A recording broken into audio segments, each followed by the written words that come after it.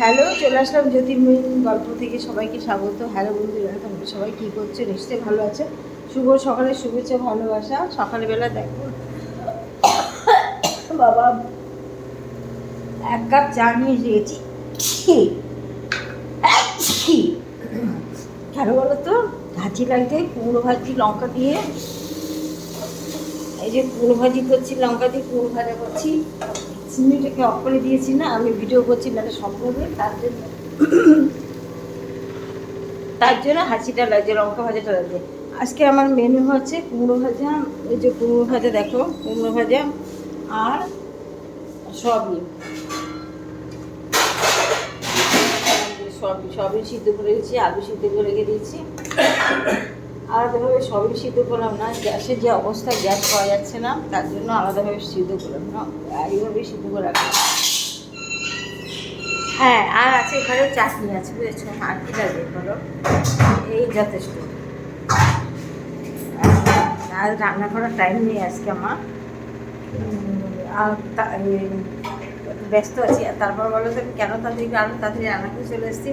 আজকে ফেসিয়াল করতে আসবে মেয়েটাকে বলে দিয়েছি যে ফেসিয়াল করতে আসবে 9টার সময়, তাই তাড়াতাড়ি করে চলে এসেছি তোমাদের সামনে রান্না করতে আসলাম। তাই ভাবলাম কি তোমাদের সামনে একটু ব্লগ করি, তাই চলে আসলাম তোমাদের সঙ্গে।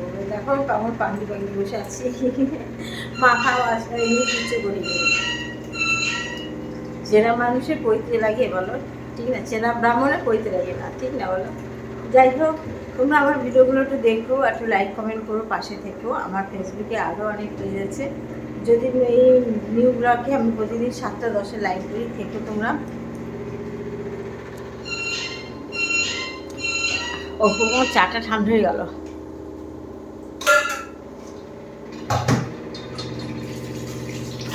আমরা চা খাই সবাই একসাথে, বুঝেছো? কিন্তু আজকে আমি চাটা নিয়ে আলাদা চলে এসেছি। কেন বলো তো? আর আমি যেহেতু এখানে রান্না করেছি, তাই চাটা যাতে খাওয়া হয় তাই বসেছি। ওটা নামি দাও,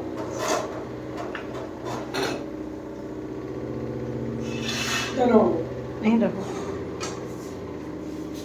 এবার বিড়ালের মাছটা বসাচ্ছি, আমার কুমড়ো ভাজাটা নামিয়ে মাছটা বসাচ্ছি। আমি এই পাইকে আমি আরেকটু কাজ করে আসি, আর তোমাদের সামনে ব্লগটা শেয়ার করছি। ব্লগটা একটু দেখো, একটা লাইক কমেন্ট করো, পাশে থেকো।